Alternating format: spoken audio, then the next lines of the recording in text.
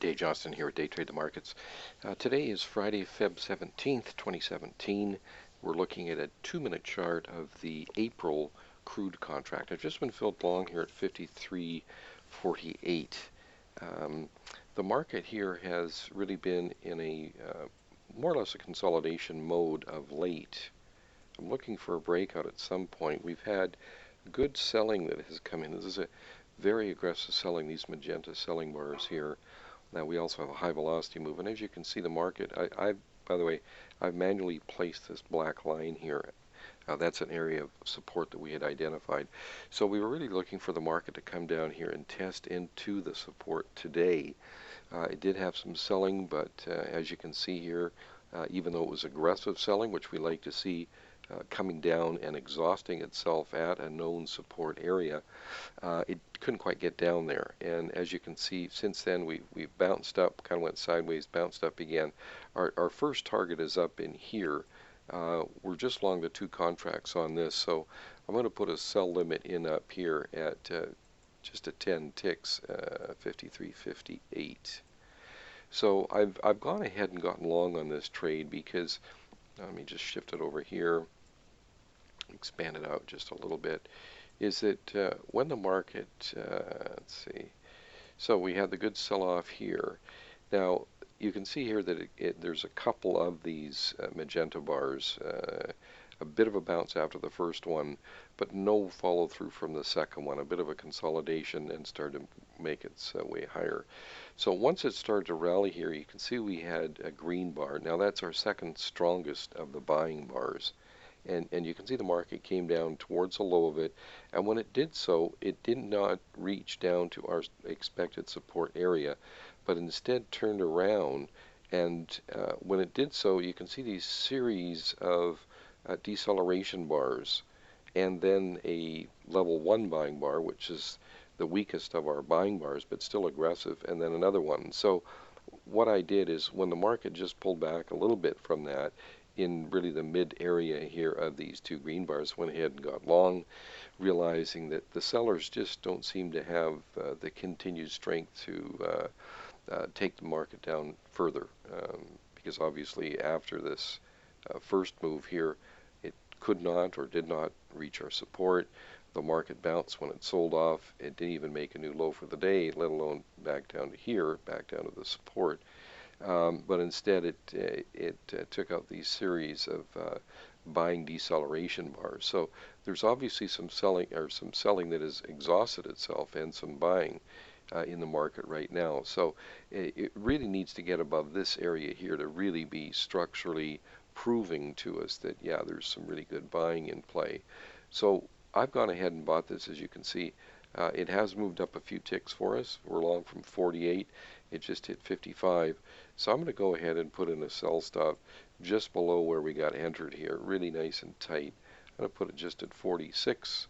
Sell stop at 46. We're long from 48. So as it's turned out, we're only risking a couple of ticks on here. The initial stop that I had, by the way, was down below this this first green bar here, and the low of that's at 44, so my stop would have been about 41 or so. Never did put that in, just try to get the recording started right away. So anyway, this is the trade here in the crude for today. And one other thing, today is the first trading day using the April contract as the front month in the crude. So just wanted to point that out in case you're wondering why we're not trading the March still. So now it's officially moved over as April as the front month. And of course, whenever you're trading these futures contracts, you always want to trade the front month. The front month just meaning the month that has the most volume in it, and is really considered the contract month that you want to trade for any of these futures contracts. So that's why we're in the April here. So I'll just go ahead and put it on pause, and I will pick the recording up when needed. Okay, just restarted the recording. It took a bit of time, but we did get filled. I'll just put a marker in there. We had our first objective was right here at 58, so we just got filled on this bar just a moment ago. So that's good. I'm going to go ahead now and raise the stop to just 3 ticks below this last dip, which was at 42. I'm sorry, 53.52. So I'm going to put the stop at 53.49. So we're long from 48. So we're just going to lock in a tick there, but that's okay.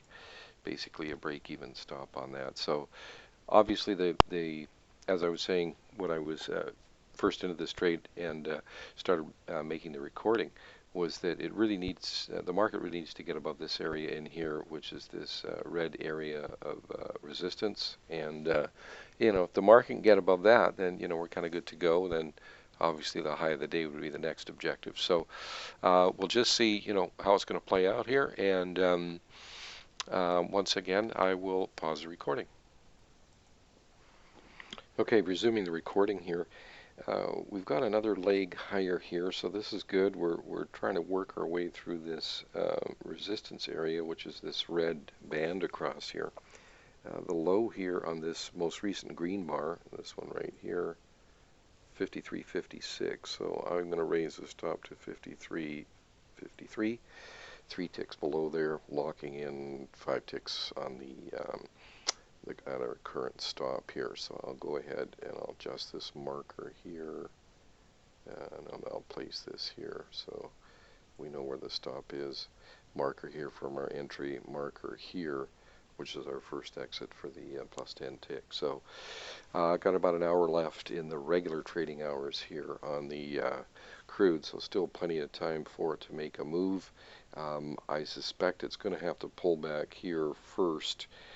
Oftentimes when the market reaches a barrier like this and does not burst through it with confidence, it's just kind of testing the water, so it's just kind of probing above there, see if it can actually attract some buying, and it obviously hasn't done that, so it may have to come back down to get the responsive buyers to come in at a lower price before moving higher. So that's kind of how I'm looking at it at the time being. But I'll go ahead once again, pause the recording, and pick it up when needed. Okay, just restarted the recording here. You can see our stop right here. Just move it over here to 53. There, we just got stopped on that. So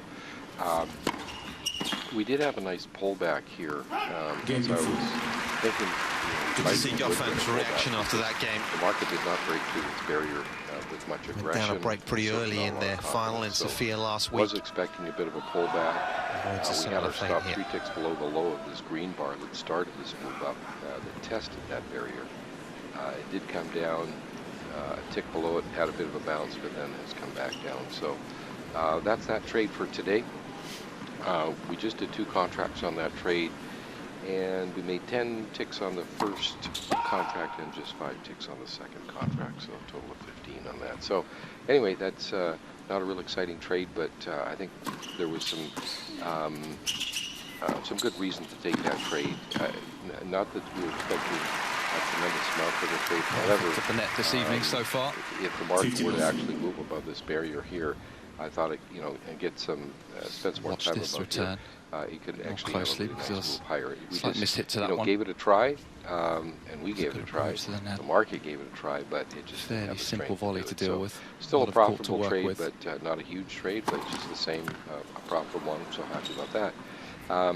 Anyway, if you have any questions about the software or the Day Trade the Markets program, just reach us at info@daytradethemarkets. Thanks so much, and we'll see you next time.